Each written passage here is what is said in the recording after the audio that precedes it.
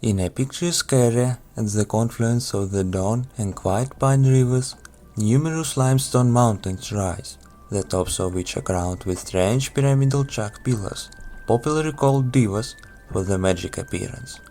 From them, the whole surrounding area got the name Divnogorie. There are different views about the origin of divas. One of them is folk legend about Indra.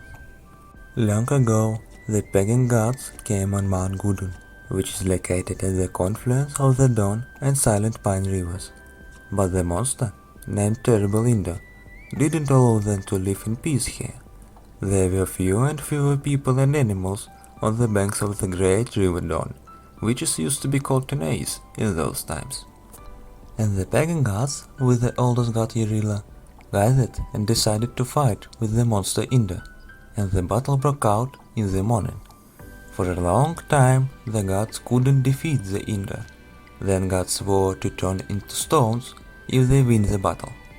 Yarila ordered the sun not to set and shine.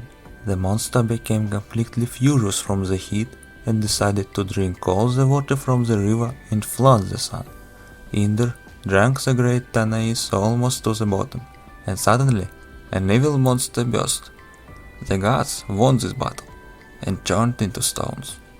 And since ancient times, amazing chalk idols have watered the Mount Gudun. This is how people in ancient times explained to themselves the nature of the chalk pillars. But science found some more realistic facts about their origin. According to one version, millions of years ago here was a sea. Then it receded and sedimentary chalk came to the surface. Chalk stretched in an almost continuous strip along the steep slopes of the Don and the Quiet Pine. Another version belongs to Leonid Weinberg, the famous historian and archaeologist of the 19th century. He believed the divas were pillars of artificial fortress, and this is just the remains of a stone wall that once protected and surrounded the mountain. He suggested that divas were the second ring of fortification of the medieval Khazar fortress, the so-called Mayatskaya settlement. It was called Mayatskaya because it was visible for many kilometers and it was like a beacon for ships sailing along the Don.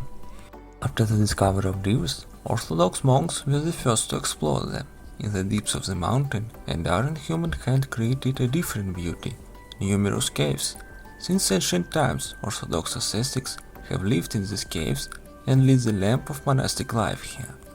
According to legend, the first monastery in Divnogorie was founded in the 12th century by monks Xenophon and Joseph.